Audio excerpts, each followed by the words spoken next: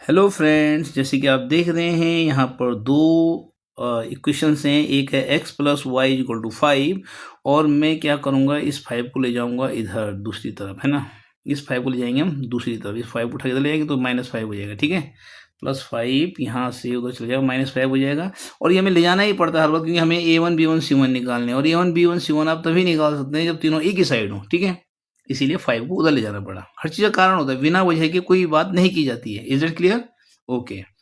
उसके बाद दूसरी क्वेश्चन हमारी 2x plus 2y equal to 10 दिख रहे हैं आपको। इसको भी 10 को उधर ले जाना पड़ेगा। 2x plus 2y minus 10 equal to 0 बन गया। अब हमें इसमें से a1 b1 c1 निकालने हैं, पहली वाली में से, और दूसरी वाली में से निकालने में a2 b2 c2। तो a1 बोले तो x से 1 की मल्टीपल होगी, y से भी 1 की होगी, और c1 है -5, ठीक हो गया। अब हमारा दूसरी इक्वेशन देखिए, a2 इसमें 2 हो जाएगा, b2 हमारा 2 हो जाएगा, c2 हमारा -10 हो जाएगा, ठीक हो गया। अब हमने क्या करना है, हमने पता करना है ये कंसिस्टेंट है या नहीं है।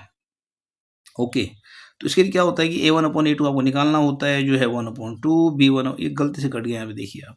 a1/a2 हो गया हमारा 1/2, b1/b2 1/2, c1/c2 एलिमिनेट करने के बाद ये भी 1/2, यानी a1/a2, b1/b2, c1/c2 तीनों एक समान है।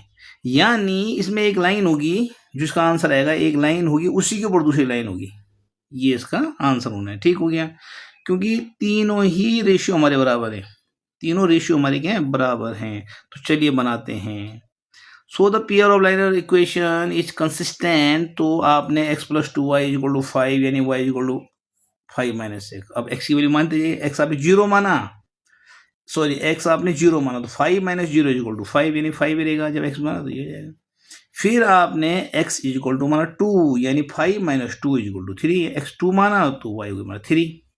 तो इस तरह से 0,5 और 2,3 आपके जो है कोऑर्डिनेट हो गए हैं। ऐसे ही दूसरी क्वेश्चन जो हमने ली, जो थी 2x plus 2y equal to 10, तो 2y इक्वल टू जाएगा, आप इसको आगे बढ़ाएंगे, 10 माइनस 2x हो गया। और फिर और सॉल्व करेंगे, इसमें 10 माइनस 2x में 2 कॉमन ले लेंगे हम, अभी इससे के लिए 2 कॉमन ले लेंगे, तो 5 माइनस एक्स बचा, 2 से 2 कट, यानी 5 माइनस एक्स, यानी y equal to 5 minus x, और ये भी है y equal to 5 minus x. तो कोई फायदा नहीं है, दोनों के लिए यही टेबल है। तो टेबल दो बना के कोई फायदा नहीं है, ठीक है, क्योंकि इक्वेशन सेम है। तो यही इक्वेशन दोनों के लिए है। तो एक बार दिखा दीजिए, समझ लीजिए, जो लाइन दिख रही है आपको यहाँ पे a और b, इसी के ऊपर c और d भी है। a के पास c भी है और b के पास d भी है। तो एक लाइन की पूरी दूसरी लाइन एकदम चिपक के चल रही है, इसीलिए इसे कहते हैं, क्या कहते हैं, कंसिस्टेंट। और इसके जो है इनफाइनाइट सॉल्यूशन होंगे, क्योंकि हर जगह एक लाइन दूसरी लाइन के ऊपर चढ़ी हुई है, इसीलिए इसमें इनफाइनाइट सॉल्यूशन होंगे। आई होप आपकी समझ में आ गया होगा।